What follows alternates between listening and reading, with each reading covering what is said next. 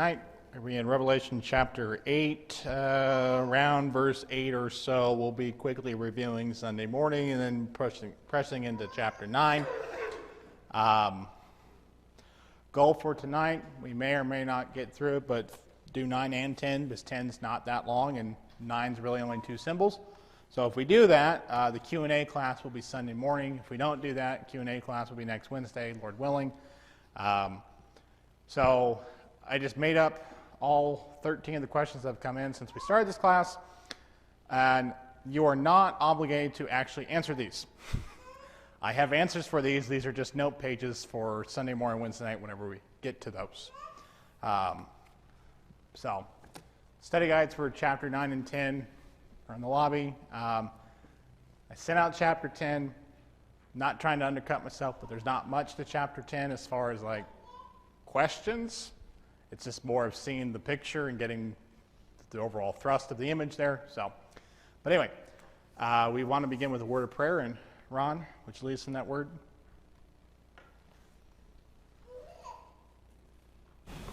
Our great and wonderful Father, Heaven, we gather together tonight to study your word,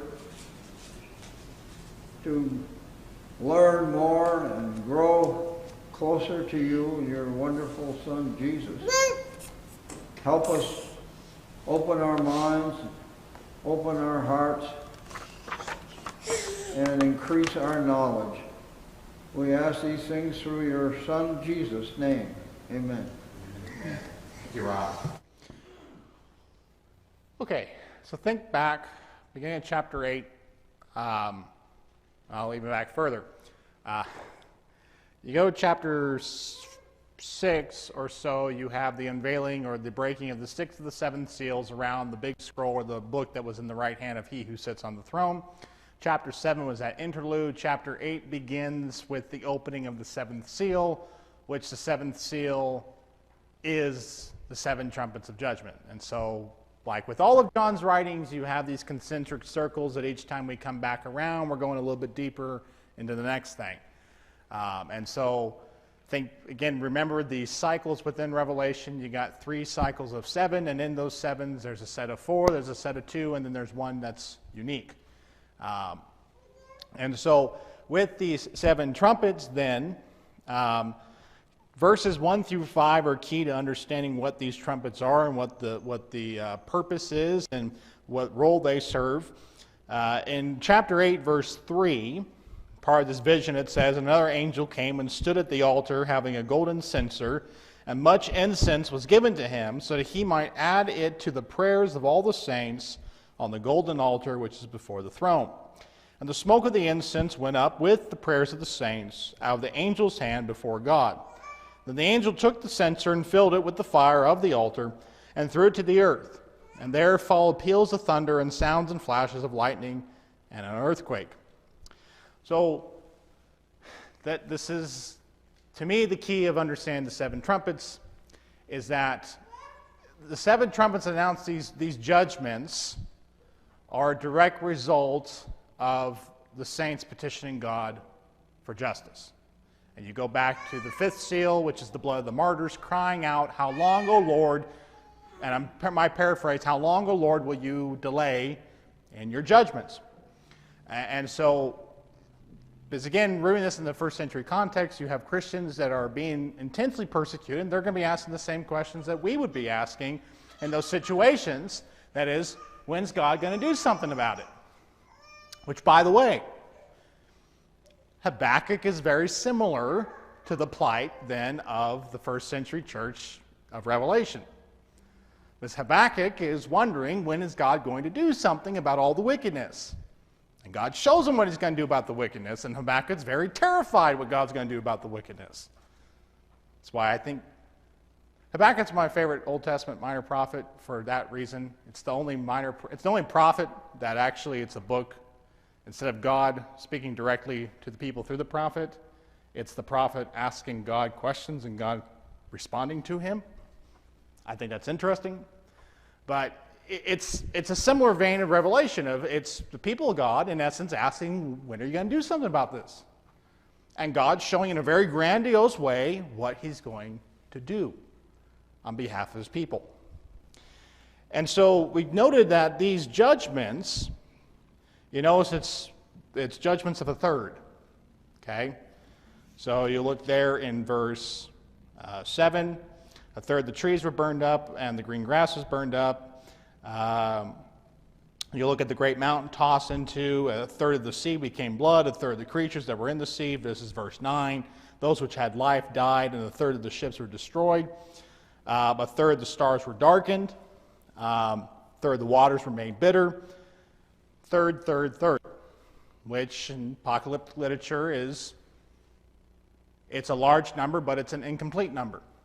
It's not total. That's just the fact that it's a third of something. And we didn't cover it last time. We look in verses 20 and 20, chapter 9, verses 20 and 21. These judgments are supposed to help the people remaining repent of their wickedness. That's why they're partial. They're warning judgments. And we noted how, if you look at, say, your Old Testament, God oftentimes would send natural calamities, invading armies, economic depressions, whatever you want to say, as judgments upon his people to wake them up, right? I would cite to you the whole book of Judges for that cycle. God would allow his people to be afflicted, some of them even killed, in order for them as a nation to say, hey, we should probably stop messing around with idols and sin. And God would send a judge and they'd be faithful a little bit and repeat the cycle. But last time we ended class a little bit with, well, we kind of covered all chapter 8 there, but just a reminder, these first 4 trumpets parallel a lot with the plagues of the Exodus.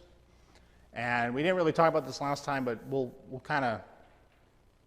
let's talk about that a little bit right now. So, think back, book of Exodus. Who wants to give like the 1 or 2 sentence summary of what Exodus is all about?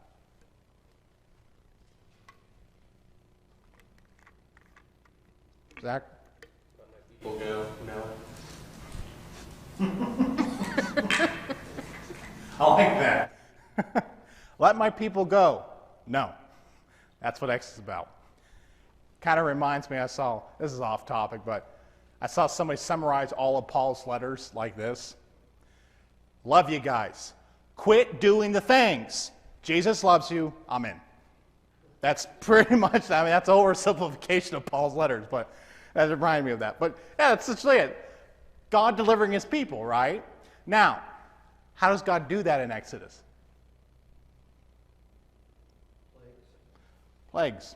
Now, we don't have time to go into this, but if you study ancient Egyptian religion and you study the plagues, each of those plagues is a direct attack on a domain of one of the Egyptian gods.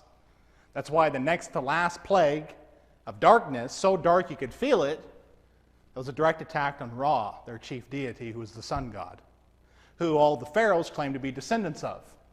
So when God's bringing darkness upon the land, he's saying, your big guy, your strongest God is nothing.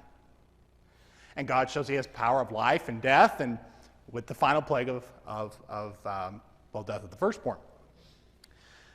Now, I would submit to you that the Exodus narrative is the most important narrative for the ancient Israelites and all the Old Testament, and arguably it's one of the most important narratives of the whole Bible. Because Matthew's gospel really sets up parallels between what Jesus is doing and what happened in the Exodus. Jesus gives the gospel, the Sermon on the Mount, on a mountain. Moses received the law and gave the law from Mount Sinai. Jesus comes to deliver his people from their sins, lead them out of captivity. Well, what did Moses do? There's parallels there. So, thinking about that then, why do we think then that John, or God, through John's hand, is using so many images from the Exodus here in Revelation 7, 8, and 9? Well, mainly 7 and 8.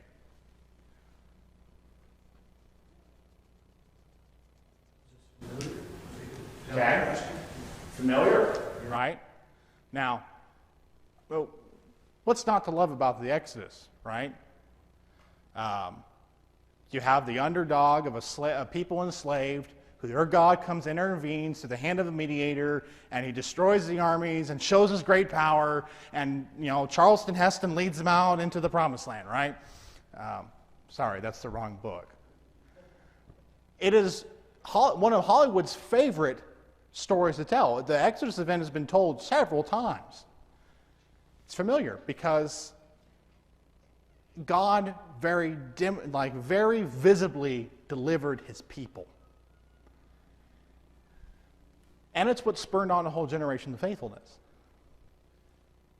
Now, just as we, even today, within the last generation, we're just fascinated with this story, we're fascinated because of what it says. And here in Revelation, what do you have? You have Christians who are oppressed by a new type of Pharaoh, a new type of king, who is pretty much just killing God's people at whim. They're crying out for deliverance. I mean, what are the people in Egypt crying out for? Deliverance. Which, by the way, if you saw DreamWorks' animated picture of Prince of Egypt, there you go, I was going to say Joseph, but that's the other one. Prince of Egypt, the opening musical act is "Deliver Us," and that's what Israel's in when we open up on the pages of Exodus. You close Genesis, everything seems hunky-dory. Open up Exodus, we're in big trouble. And so the ancient Israelites, how they're crying out for deliverance, well, Christians are crying out for deliverance. And we've noted before in our study of Hebrews that so much of the New Testament is dependent upon an understanding or a working knowledge of the Old Testament. And so God, through John, is using the story of deliverance, of God vindicating his people and delivering justice to the oppressors here in Revelation. In fact, I heard recently, and of the 430-odd something verses in the book of Revelation, I might be off a couple. Some have counted there's at least 401 allusions or references to the Old Covenant somewhere in Revelation. And we've been talking about this, how that makes sense, right? It's the final book in the canon. God's kind of tying everything together and showing the big picture of how it's all connected, how he's acting on behalf of his people there. So I'm going to kind of summarize this because we've gone too long on this, and that's my bad. And we'll get to the hands. So what these first four trumpets show is God using natural forces to bring about justice for his people. Okay? God will often use that, and so forth. So, and before we start chapter 9, Steve, you had a comment? Well, God is not the author of confusion, and so all of these references are there for a reason. Mm-hmm. He could state these things just very, very, just simply. I'll say simply instead of clearly, but why? Why does God use the Old Testament as the code book for telling the people what's going to happen? Mm-hmm. My question is why. I'm asking why he uses that? Why did he do it that way? Was there anything going on that he needed to worry about? That the people were the people in danger? If it was written simply, would there have been a problem instead of being able to literally for the brethren to read this with what they knew about the Old Testament? They clearly understood what was being said, but for anybody else going to it, it wouldn't have made any sense. First, I'll say I do not presume to know the mind of the Almighty as to why or why not God did or did not do this. I will say, though, I think I've spread in some of my commentaries and notes, the old idea that Revelation was written in code as a means of protection for Christians is just blatantly wrong. There's no evidence to support that whatsoever. Romans had no interest in their subjects' religion. They didn't like a religion, they just killed everybody who practiced it. That's why when I was watching a documentary one time on the History Channel that they said, well, Paul didn't really convert. He was a Roman spy meant to spy on Christians. I'm like, Rome didn't care enough to do that. Now, You are right, Steve, in that this is full of Old Testament references. And a couple of reasons for that. And it's not just Revelation, it's the whole Bible. We're not reading, while it is a collection of 66 books, it is one cohesive narrative, one cohesive story. And God interwoves those things to show how it's all connected, and he doesn't forget his promises, despite it being written over nearly 2,000 years with several different authors. Secondly, yes, the first century Christians would have understood this a lot more easily than we would, as far as maybe the exact identification of the symbols. But here's the thing, and I challenged us all to do this when we began, and some of you did. If you read Revelation in one sitting, it takes about an hour and 15 minutes, or just listen to it, you will get the message of the book. You will. You absolutely will. Because it's not a hard message. It isn't. Now, we like to complicate the things of God, don't we? We want to know exactly, right? Skipping ahead real quick and just Revelation chapter 10, let's see here. Verse 4. John hears several things the seven peals of thunder say, and the angel says to him, seal up the things which are the seven peals of thunder have spoken, and do not write them. According to these commentaries I've been reading, because I don't own these other ones, there have been no shortage of people who have tried to guess and say definitively what the seven peals of thunder said to John. Because we want to know, right? We want to know. What did he say? But guess what? It wasn't revealed to us. And so, and I'm making a long answer to a short question. Yeah, this book is challenging. But the message is simple if we will just simply resist the urge to try and explain every last little detail. Because the essential truth, I am convinced, is there on the surface. This is why a new convert can read their Bible and come to a better understanding of the nature of God and his gospel and what he expects of man. We spend the rest of our life plunging the depths of that, yes. But the surface is there. For example, baptism. I don't know a single person on this earth who, if they're being honest with themselves, could read Mark 16 or Matthew 28 or the whole book of Acts and say, well, it doesn't mean that. If you're being honest with what it says, yeah, baptism. Now, as you mature in the faith, you find out just how much depth there is to just that one teaching, of all the implications that mean in your life, of how many times it's been prefigured in the Old Testament, such as the washing of Aaron and his sons before they enter priestly service. Oh, there's a parallel in the New Testament about we have to be washed and cleansed before we can enter. You see where I'm going with this is there's a surface level. But then as you grow in maturity, you actually get to see how much depth there is to a particular teaching. It doesn't change the truth of what you learned as a new convert. It becomes deeper and richer. And I would suggest to you the same thing with Revelation.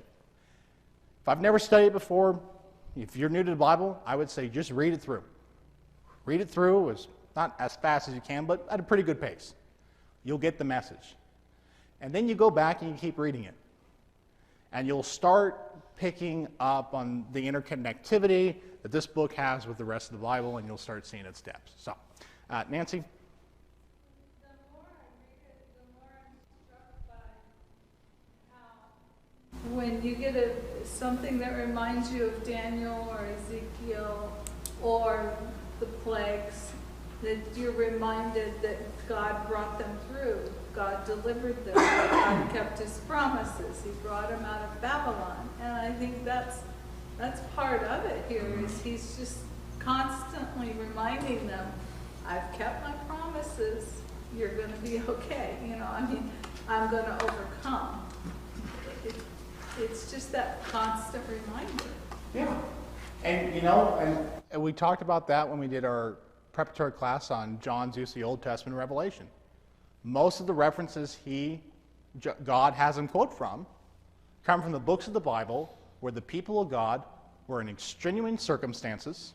They were asking, how long, O Lord, will you wait to do something? And they were looking for hope and encouragement in a difficult time. That's Ezekiel, that's Daniel, that's Isaiah, that's Jeremiah, that's many of the Psalms, that's Exodus. These are the books that God uses the most in Revelation. I think for a very good reason that, being able to identify is very powerful. And if you're reading this for the first time, thinking of the first century Christians and well, that sounds like Daniel. It sounds like Jeremiah. Oh, we're like those people. We are in similar situations. And there's that power of identification and encouragement there. So let's start in chapter 9. Just a reminder, verse 13, the eagle flies there in mid-heaven, crying out, woe, woe, woe to those who dwell on the earth, because of the remaining blasts of the three angels are about to sound.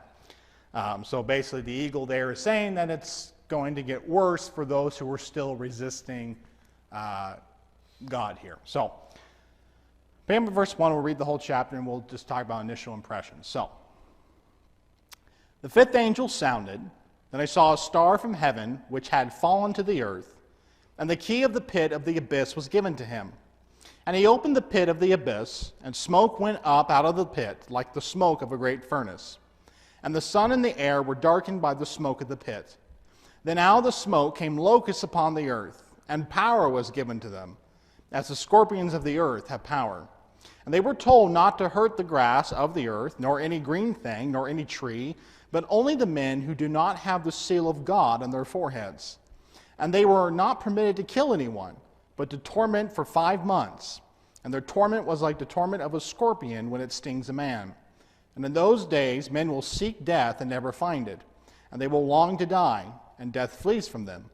And the appearance of the locusts was like horses prepared for battle, and on their heads appeared to be crowns like gold, and their faces were like the faces of men. And they had hair like the hair of women, and their teeth were like the teeth of lions. And they had breastplates like breastplates of iron, and the sound of their wings was like the sound of chariots, of many horses running to battle. And they have tails like scorpions and stings, and in their tails is the power to hurt men for 5 months. They have a king over them, the angel of the abyss. His name in Hebrew is Abaddon, and in Greek his name is Apollyon. One woe is past, and behold, 2 woes are still coming after these things. And then the sixth angel sounded, and I heard from the 4 horns of the golden altar, which is before God, one saying to the sixth angel who had the trumpet, release the 4 angels who have been bound at the great river Euphrates. And the 4 angels were released, who had been prepared for the hour and the day and month and year, so they would kill 1/3 of mankind. And the number of the armies of the horsemen was 200 million, and I heard the number of them.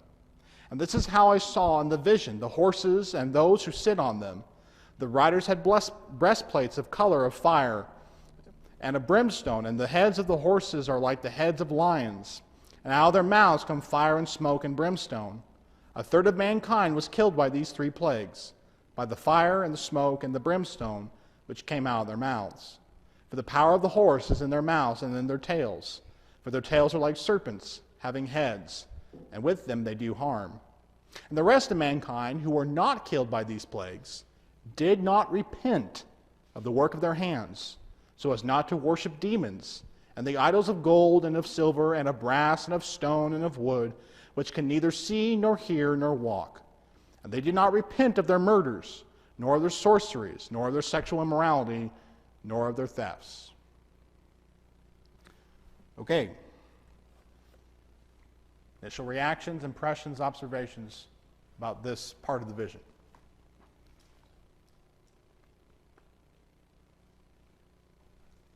Jack? Locusts, their job is to eat plants, eat crops, but these have been instructed not to, and they've been designated for punishment. Mm-hmm. So they're going against their natural calling. So Zach says that these locusts are unique because, for example, end of last year we preached through Joel, And one of the signs of judgment from God was the swarming locust, the eating locust, the devouring locust. He has 3 different terms there, and locusts eat crops. But here, they don't. These locusts are appointed for torment. It's interesting. Any of your observations? Morgan? In regards to the locust, one of the in verse 4, when it says not to harm the grass of the earth or the green plant, any green plant or any tree, but only those people who do not have the seal of God on their foreheads, kind of reminded me of the Israelites in Egypt putting the seal on their doors. And that's definitely probably an allusion there. Israelites in ancient Egypt were spared the torment of death because they had marked their homes with the blood of the Lamb. We talked about sealing a couple classes ago, and that's identified when we obey the gospel. You are baptized, you're sealed with the Holy Spirit. That's the identifying mark of being a Christian. And Romans chapter 8 talks about that the Spirit testifies those who are His. So a little point on this is for sake of time. We should note then that verse 4 and verse 20 and 21, that these judgments are not coming upon the elect of God. They're not coming upon His people. Throughout these announcements, the people of God have been spared one way or another from these. And the people who are the recipients of these judgments are being identified in verses 20 and 21 as those who are engaging in these acts of wickedness, these immoralities, idolatries, all these things. Any other impressions or observations from chapter 9?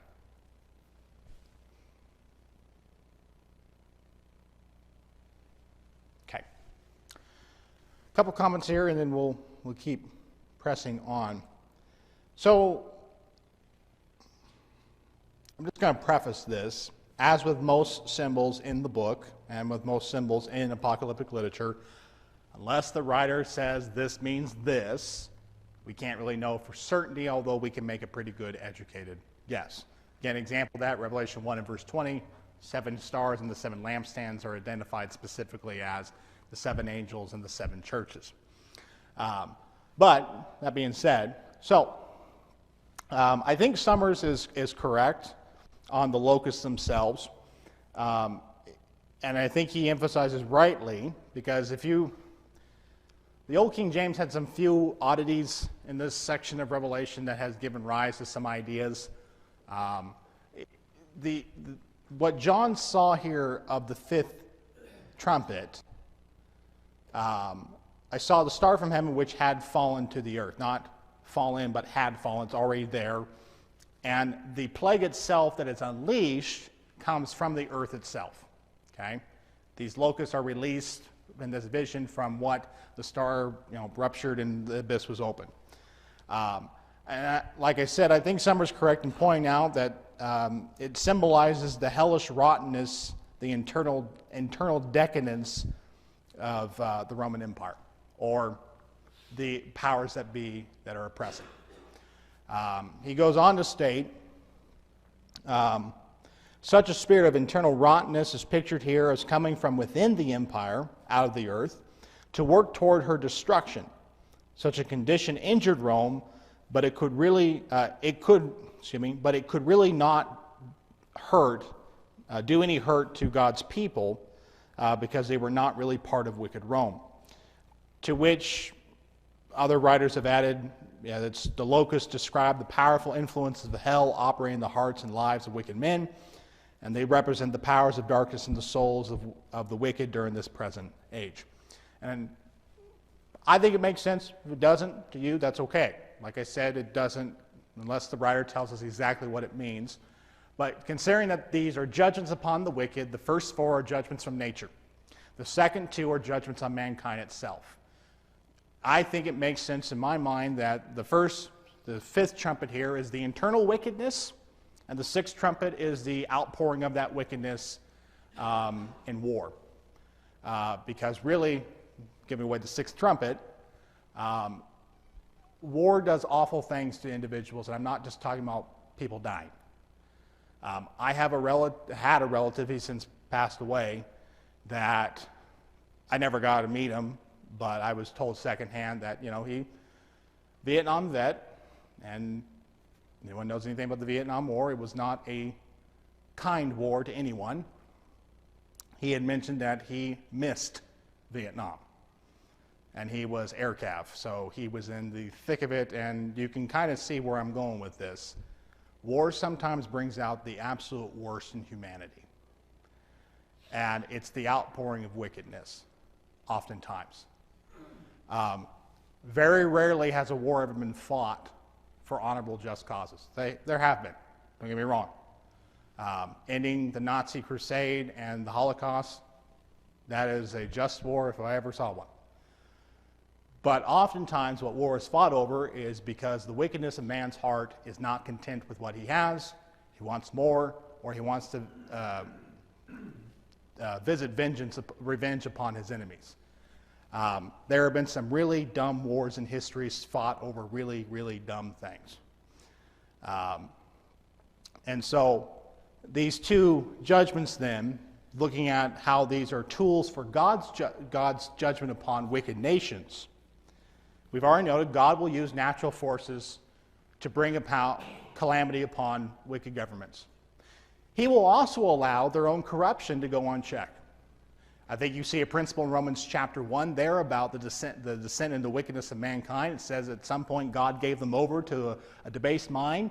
God's not causing that. The way I understand that is there comes a point where God says, fine, you want to pursue a course of wickedness and you want to live in filth? Live in filth. Whatever providential protection I was providing for you is gone. To illustrate that, it's like when I was a kid and I refused to clean my room. After repeated instructions, clean your room, clean your room, clean your room. Finally, my mom would eventually go say, fine, you want to live in filth? Live in filth. And I was left to the consequences of my actions. And the sixth trumpet here is outside invasion. Now, I would suggest to you there's some parallels to be made here when we look at the Roman Empire. Very quickly after the close of the first century, quickly in historical timelines, so a couple generations, but Rome eventually had a very long series of bad emperors, really starting with, well, even before Domitian, but I digress. As far as governing standpoints, they really got bad in the second century of just being inept. And so what ends up happening is Rome had a series of natural disasters that it had constantly to respond to. You had Vesuvius, you had several volcanoes erupt, there was climate change that did happen that eventually made France not as fertile growing ground as it once was. There was a mini ice age that slowly set in. Rome had to deal with outside invaders and an immigration crisis. We're not the only ones who've had to deal with that, because off way in Asia, there were forces at work starting to push people further south. Those forces would eventually become the Huns that would pop up in the 400s or so. Basically, Rome died by a death by 1,000 cuts. Eventually, it just had too much where it could not respond to everything.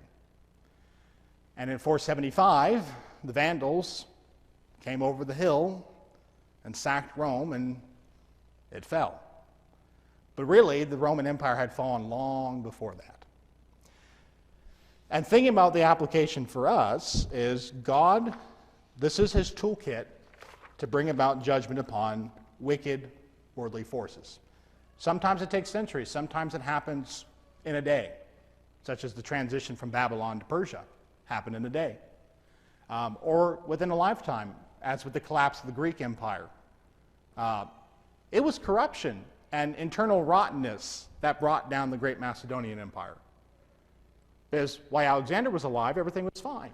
Once he died, his generals decide, well, I want it all. Well, I want it all. No, I want it all. And it split into 4 empires, and it all kind of came crumbling down. This is God's tools of judgment. But it's not all of his tools either, as we're going to see in chapter 10.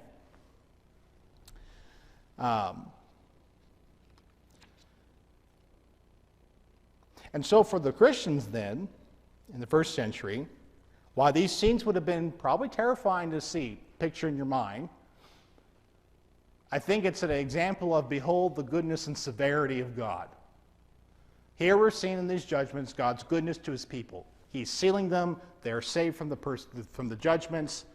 But also you see God's severity when it comes to sin and wickedness. He's not going to let it go unpunished. And so it's this kind of comfort, but also the right kind of righteous fear when you read Revelation. That we do serve a just God who will defend his people, but we also serve a just God who will not let wickedness go unpunished. And those two reminders kind of get brought up time and time again in Revelation. So, thoughts, comments, or questions? Lynn? Maybe you'll be annoyed with me for asking this, but is Abaddon or Apollyon, is that the devil, or is that the devil? Okay. So the question is, back in chapter 9, where'd it go? In 11.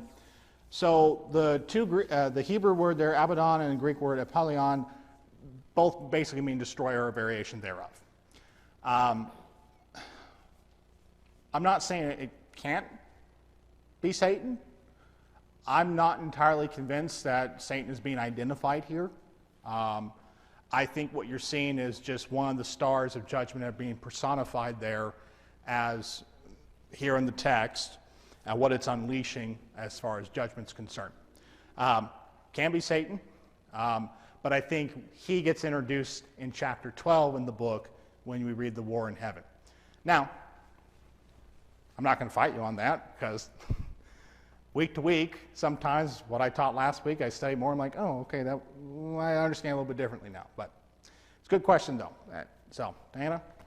I don't remember if it was when Homer went through this with us or Hugh went through this with us, but I made a side note that it was representation of a Satan character. So a bad. And going back to our previous discussion about Old Testament references, there is an allusion here to, I believe, Isaiah. I'm talking about the fall of Babylon. O fallen star, Lucifer in some of the old translations, how you have fallen. It's not talking about Satan there in that passage. It's talking about Babylon, his glory. The glory of Babylon will be fallen and will be taken down. And you're seeing this imagery used here in Revelation. God's talking about the casting down of wicked world forces, and their glory is going to be diminished. So, okay, let's do chapter 10 real quick, and we'll read through it. It's really chapter 10, 11 verses, 2 parts to it, same vision. And so let's pick up in verse 1. Then I saw another strong angel coming down out of heaven, clothed with a cloud, and a rainbow was upon its head. And his face was like the sun, and his feet like pillars of fire. And he had in his hand a little scroll, which was open. He placed his right foot on the sea and left on the earth, and cried out with a loud voice, as when a lion roars. And when he cried out, the 7 peals of thunder uttered their voices. And when the 7 peals of thunder had spoken, I was about to write, and I heard the voice from heaven saying, seal up the things which the 7 peals of thunder have spoken, and do not write them. Then the angel whom I saw standing on the sea and on the earth lifted up his right hand to heaven, and swore by him who lives forever and ever, who created heaven and the things in it, and the earth and the things in it, and the sea and the things in it, that there will be delay no longer.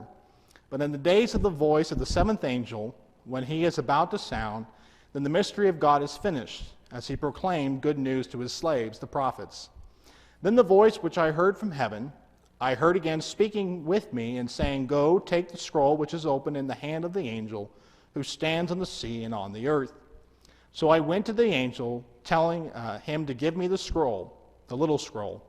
And he said to me, take it and eat it, and it will make your stomach bitter, but your mouth will be sweet as honey. But I took the little scroll out of the angel's hand and ate it, and in my mouth it was sweet as honey, and when I had eaten it, my stomach was made bitter. And they said to me, you must prophesy again about many peoples, nations, and tongues, and kings. Okay. Initial impressions, observations, anything stick out? Chris? Well, the opposite of what we've been reading. You know, this is more, read it again, more of comfort, better understanding, easier to read, a little easier to understand. Okay. A little bit Just different. leave the questions in my little pea brain. A little bit different from what we were reading. That's why some Bible students, chapter 7 is the first interlude. Some label chapter 10 as another interlude in that. And I think there's a reason for what you said. Revelation can be a very intense book. And there's these little rest stops along the way. Any other thoughts? Zach? This particular angel is wrapped in a cloud and has legs that are like pillars of fire. Mm-hmm. And you go back to Exodus, and the Lord went before them by day in a pillar of cloud, and by night in a pillar of fire. And the pillar of cloud by day and the pillar of fire by night did not depart from the people. So there's a comfort there that God never left them. Mm-hmm. And then you even go to the rainbow around his head, the promise not to destroy the earth by flood, and the deliverance from that. I really appreciate you bringing that up, Zach, because it's, Zach pointed out that this description of the angel, there's a couple different Old Testament images used here that were a comfort to God's people. The pillar of fire in the Exodus, the rainbow of the Noahic covenant. Now that's important. Now it's interesting, the cloud there, the cloud was often a symbol used in the prophets of God's judgment. And it's interesting that these symbols are associated with God's messenger here, because this messenger then is closely associated then with God's holiness, his covenant faithfulness, the rainbow, and his judgments. Now, to help us better understand it, the reason why he's so large, and there's one leg on the sea and one on the land, that is whatever this angel is about ready to say encompasses all of creation. He's metaphorically on all of creation. Any other impressions, observations? Ron? Question. Mm-hmm. The bitterness in the stomach and the sweetness in the mouth. I don't know, is that good news, bad news, or what? I think you hit on it. Let's see here. I think I have the note here. Nope, that's in my other notes. So that image there, it's a direct reference back to Ezekiel. I believe it was in chapter 2. For sake of time, we will start next class with this, and then we'll go into the Q&A. But at the beginning of Ezekiel's prophetic ministry, he was told to take the words of God and eat them, and they will be like honey in your mouth. That's basically being used to symbolize that the prophet's job is to take what God gives him and to give it to the people, to internalize it. Now, the bitterness and the sweetness, I think that's just the fact that preaching the gospel is a bittersweet thing. It's bitter in the sense that not everyone's going to like it, not everyone's going to accept it, and there's sometimes going to be some pretty drastic consequences. Think back to the 7 churches of Asia. You had one man who was martyred because of his witness and his testimony of the gospel, and John's in exile because of his testimony of the gospel. The gospel is, while that word means good news, gospel is first bad news. You're a sinner, and you're in deep trouble with your God. But there's good news, but there's a way out of that. So that's why I think it means there. Diana? Becoming a Christian is both sweet and joyful. The world's reaction, however, is a bitter response. Yes. And just a little human observation, so you may dismiss it if you want to. Part of the bitterness, I think, that comes from being a Christian, I think there's 2 times in a Christian's life where Satan launches all-out attacks. And this is general. This is not absolute, but I think there's 2 times that are guaranteed. One, right after you come out of the waters of baptism. I think Satan comes after you the hardest right when you convert. Secondly, if you've fallen away and you come back to the Lord, It's right after you're restored. Because that's kind of your reconversion in essence. Now, there will be periods in our lives where Satan will come after us. That's without a doubt.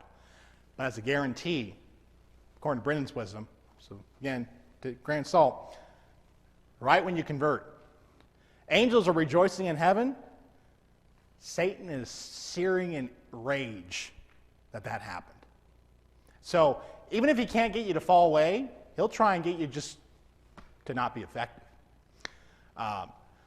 Now, for sake of time, we're going to wrap up things in chapter 10 Sunday morning. We will do the Q&A class, and so I'll have that out in the lobby. Chapter 10, in my understanding, is the close of the first part of the book. We have dealt with their predicament, the oppressors, and God has shown that he is acting on their behalf to bring about justice. Verse 11 in chapter 10, I think, tells us that there's going to be a pivot in the book. And as John's told, you're now going to prophesy about kings, nations, and peoples. Okay? So what I think we're going to go into in chapters 11 through about 19 or so is we're going to kind of get the heavenly perspective of God's conflict with evil throughout all time, which ultimately culminates in his ultimate victory and the downcasting of Satan. And so I just say that to kind of prepare ourselves, because if you thought some of these images were interesting, well, it gets more interesting as we go further into the book. So, thank you.